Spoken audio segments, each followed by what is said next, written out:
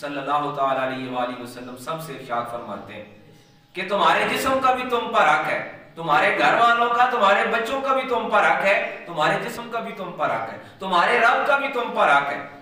رب کا حق ہے کہ اس کی عبادت کرو، لیکن اس جسم کا بھی حق ہے کہ اس کا بھی خیال رکھو، یہ بھی رب نے دیا ہے۔ تمہاری اولاد کا حق ہے کہ ان کو رزق کما کے دو، اگر یہ روزے رکھنے شروع کر دو گے، اٹھ نہیں سکو گے، ان کو کما کے کہاں سے دو گے؟ تو عدل یہ ہے، انصاف یہ ہے۔ قرآن اس پر بار بار قرآن مجید میں ارشاد فرمایا گیا ان اللہ یحب المقسطین، کہ رب انصاف کرنے والوں کو پسند کرتا ہے، عدل کرنے والوں کو پسند کرتا ہے۔ لیکن یہ عدل کیا ہے؟ عدل تقوی کے قریب ترین جو عمل ہے وہ عدل ہے۔ اور صحابہ کرام نے آقا کریم علیہ الصلوۃ والسلام سے پوچھا کہ یہ عدل کیا ہے؟ فرمایا کہ تمہارے ہر عمل میں عدل ہونا چاہیے، رب کی عبادت میں بھی انصاف ہونا چاہیے، عدل ہونا چاہیے۔ عدل سے مراد یہ کہ کسی شے کو اس کی اپنی اصل جگہ پہ رکھنا، اس کا لفظی مطلب ہوتا ہے کسی شے کو، کسی بھی چیز کو اس کے اپنے اصل مقام پر رکھنا۔ عبادت فرض ہے، رب کی بندگی لازم ہے، مگر اس کا بھی ایک پیمانہ ہے، اس کی بھی ایک پیمائش ہے، ایک لمٹ ہے، ایک حد ہے۔ اسی طرح ہمارے تعلق ہیں، ہمارے رشتے ہیں، اولاد کا حق ہے، والدین کا حق ہے۔ سرکار دو عالم کی حدیث مبارکہ ہمارے سامنے گواہ ہے کہ سرکار دو عالم فرماتے ہیں ایسے معاملات پیش آئے کہ جب بچوں کی شادیاں ہوتی ہیں، پھر فرمایا کہ عدل پہلے والدین کے ساتھ عدل، بھائیوں کے ساتھ عدل، پھر جب عدل کا معاملہ اس وقت پیش آتا ہے جب شادی ہوتی ہے، اسی گھر میں والدین ہیں، اسی گھر میں زوجہ ہے۔ اب سرکار دو عالم نور مجسم امام الانبیاء صلی اللہ تعالی علیہ وآلہ وسلم فرماتے ہیں کہ پھر تمہارے عدل کا پھر امتحان ہے، ایک طرف والدین ہے، ایک طرف بیوی ہے، اب ان کے درمیان عدل کرنا یہ مومن کا طریقہ ہے۔ اب پرائرٹی جو ہے نا، اولیت جو ہے وہ والدین کی ہے، جو اولیت ہے وہ والدین کی ہے، مگر یہ بھی نہیں ہے کہ وہ جو تمہارے نکاح میں آئی ہے اس کا بھی تم پر حق ہے، اس کے ساتھ بھی عدل کرنا ہے، اس کے ساتھ بھی انصاف کرنا ہے۔ تو عظیم محترم قرآن مجید ہم سے انہی انصاف کا تقاضا کرتا ہے کہ رب نے ان انصاف کرنے والے اعمال کو ہماری زندگی کا، اور حدیث پاک میں ہے کہ جو عدل نہیں کرتا وہ مومن نہیں ہوتا۔ اور یہ عدل، یہ صرف یہی نہیں کہ ہم کہیں کہ جو عدالتوں میں بیٹھے ہوئے جج ہیں انہوں نے عدل کرنا ہے، جس کے پاس نظام حکومت ہے اس نے عدل کرنا ہے۔ یہ عدل شروع ہوتا ہے ہر انسان کے اپنے رویے سے۔ جیسے میں نے عرض کیا کہ پہلے ہمارا عدل ہے اپنے خالق مالک کے ساتھ جو ہمارا رویہ اس میں، پھر ہمارے والدین کے ساتھ، ہمارے بھائی بہنوں کے ساتھ، ہمارے رشتہ داروں کے ساتھ، ہمارے اپنے تعلق والوں کے ساتھ، تعلق میں بھی عدل ہوتا ہے۔ ایون کہ حدیث پاک میں بتایا گیا کہ ایک صحابی آئے، آگے کہنے لگے یا رسول اللہ صلی اللہ تعالیٰ علیہ وآلہ وسلم، قربان جائیے صحابہ کا بھی کیا ہی خوبصورت عقیدہ ہے۔ آگے کہتے ہیں اے اللہ کے رسول، میرے پاس ایک حدیث میں ہے، وہ کہتے ہیں میرے پاس ایک سرخ اونٹ ہے، ایک حدیث میں ہے کہ وہ ایک صحابی کہتے ہیں میرے پاس ایک غلام ہے، دونوں کو اگر لے لیا جائے، وہ کہتے ہیں میرے پاس ایک سرخ اونٹ ہے اور میں اپنے ایک بچے کو، اپنے ایک بیٹے کو وہ ہبہ کرنا چاہتا ہوں، دینا چاہتا ہوں۔ سرکار دو عالم پوچھتے ہیں کہ باقی بچوں کو دینے کے لیے بھی اونٹ ہے سرخ؟ کہتا ہے یا رسول اللہ ایک ہی ہے۔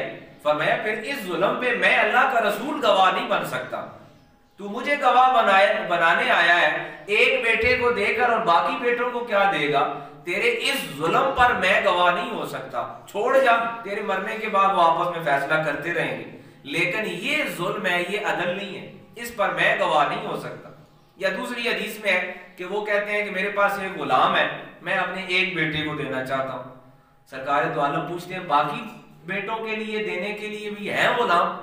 کہتا ہے یا رسول اللہ ایک غلام ہے۔ آپ فرماتے ہیں میں اس ظلم پہ تمہارا گواہ نہیں ہو سکتا۔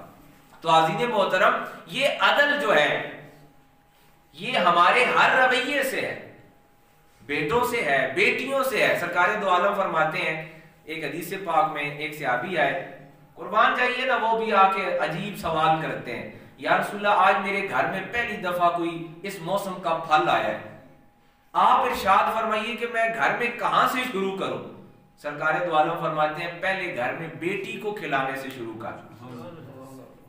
گھر میں جو موسم کا پہلا پھل آئے یہ اپنے گھر کی بیٹی کو کھلانے سے شروع کر. کہ عدل کا تقاضا یہ ہے کہ بیٹی کو پہلے سے کھلانا شروع کر. ایک عورت آئی اور حضرت عائشہ رضی اللہ عنہا کے پاس صحابیہ، اس کے پاس اس کے 2 بیٹیاں ہیں. آ کے حضرت عائشہ ام المومنین مومنوں کی ماں آپ سے سوال کرتی ہیں کہ آج ہمارے پاس کھانے کے لیے کچھ نہیں ہے، اگر آپ کے گھر میں کچھ ہے قربان جائیے، وہ کاشانہ نبوت ہے، وہ گھرے خاندان نبوت ہے وہ گھر، اور وہاں اس دن کھانے کے لیے صرف ایک کھجور ہے.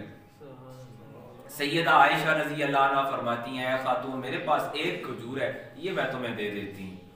اب آپ دیکھ رہی ہیں کہ اس کے پاس 2 چھوٹی بچیاں ہیں اور ایک وہ عورت ہے. اس نے وہیں کھڑے کھڑے اس کھجور کے 2 ٹکڑے کیے، ایک بچی کو دیا اور ایک دوسری کو دیا. خود اسی طرح وہاں سے چل دی.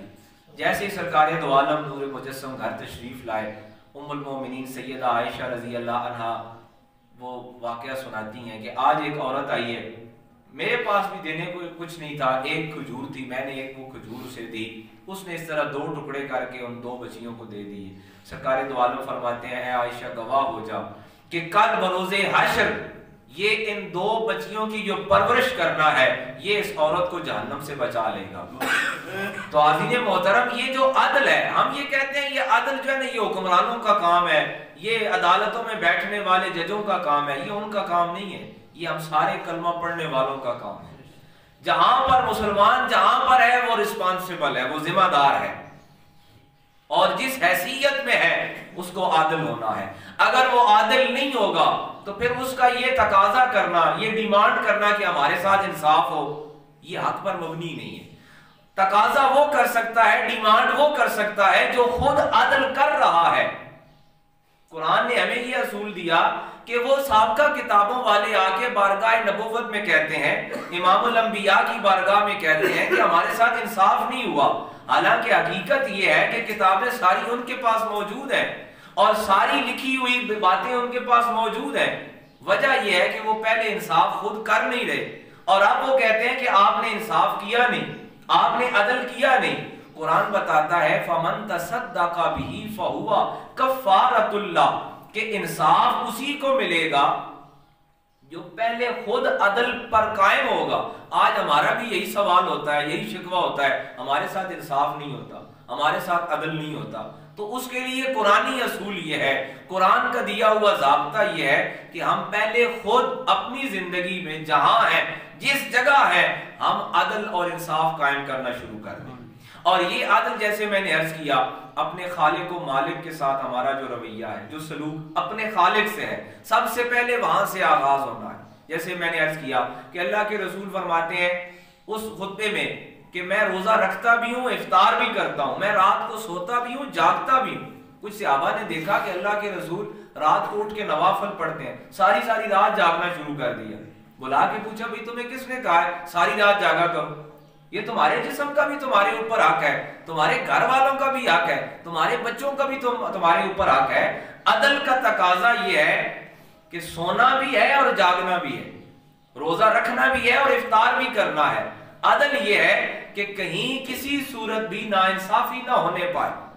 اپنے رب کے ساتھ، اپنے خالق کے ساتھ، اپنے مالک کے ساتھ جو ہمارا رویہ ہے، پھر یہی رویے والدین کے ساتھ، یہی سلوک جو ہے اپنے بھائی بہنوں کے ساتھ، ازدواج میں، بچوں میں، اولاد میں، حتیٰ کہ پھر سارے معاشرے کے ساتھ. ہم یہ تقاضا کر رہے ہوتے ہیں، یہ ڈیمانڈ کر رہے ہوتے ہیں کہ سارے لوگ ہمارے ساتھ انصاف کریں، لیکن ہم کسی کے ساتھ انصاف نہ برتیں. یہ ہمارا تقاضا اور ہماری ڈیمانڈ جو ہے یہ فضول ہے. یہ اس وقت ہی کارگر ہو سکتی ہے، قرآن بتاتا ہے کہ جب ہم خود عدل اور انصاف کے راستے کو خود چنیں گے، خود اس کا انتخاب کریں گے. پھر کیا ہوگا؟ جیسے وہ صحابہ کرام کا رویہ ہمارے سامنے ہے، اولیاء اللہ کا ہمارے سامنے ہے کہ جب انصاف برتتے ہیں نا، عدل اختیار کرتے ہیں، پھر کیا ہوتا ہے کہ پھر ساری مخلوق جو ہے وہ فرما بردار ہو جاتی ہے. اولیاء اللہ کا یہ طریقہ ہے. کئی اولیاء کا یہ واقعہ معروف ہے کہ انہوں نے لوگوں نے آ کے پوچھا کہ ہماری اولاد ہماری بات نہیں سنتی. انہوں نے کہا تم پہلے رب کی سننا شروع کر دو. रब की मानना शुरू कर दो, औलाद तुम्हारी बात मानना शुरू कर देगी। आज हमें शिकवा होता है कि हमारे घरों में नाफरमानियां हैं, औलाद जो है वो नाफरमान है, नाखलफ है, बेअदब है, हमारी बात नहीं सुनते। बात यह है कि हमने अपने मालिक की नहीं सुनी, हमने अपने रब की नहीं सुनी, हम उसकी फर्मा बरदारी नहीं कर रहे। जिसके मातहत हम हैं हम उसकी नहीं मान रहे, तो जो हमारे मातहत है वो हमारी कब सुनेगा? तो लिहाजा इस कायनात का असूल यही है, इस कायनात का असूल यही है कि जो झुका है उसके सामने झुका दिए गए हैं। जिसने सरे तस्लीम खम किया है, वो एक सहाबी का मशहूर वाकया है कि जो जंगल में तन्हा रह गया था, शेर सामने आ गया, उसने कहा भाई मैं और कोई नहीं हूं, मैं तो सहाबी रसूल हूं, मुझको खाना है तो बेशक खा ले, मैं सहाबी रसूल हूं। शेर ने भी सर झुका लिया। क्या वजह है? उसे पता है कि इसने रसूलुल्लाह के सामने सर झुकाया हुआ है, और जिसने वहां सर झुकाया हुआ है सारी मखलूक उसके सामने सर नगी है। तो आज़ीन मोहतरम, ये हमारे छोटे रवैये, ये हमारे छोटे छोटे जो सलूक हैं, ये हमारे मजमूई माशरे को तख्लीक करते हैं, तश्कील देते हैं। हम ये बड़ी बातें करते हैं कि हुक्मरान बदल जाएं, अदालतें ऐसे हो जाएं, फलां ऐसे हो जाए, ये नहीं होगा। ये हमारे अपने ये जो छोटे स्टेप हैं, ये जो हमारे रवैये हैं, ये जो हमारे जुबान के निकले हुए नश्तर हैं, ये जो तीर हैं, ये यकीन कीजिए ये बड़े बड़े असले से बड़ा काम करते हैं। हम ऐसी बेएतदालियां और नाइंसाफियां अपनी जुबान से करते हैं, अपने भाइयों के साथ करते हैं, अपने ताल्लुकदारों से करते हैं, अपने रिश्तेदारों से करते हैं, वालिदैन से करते हैं, और अपनी औलाद से करते हैं।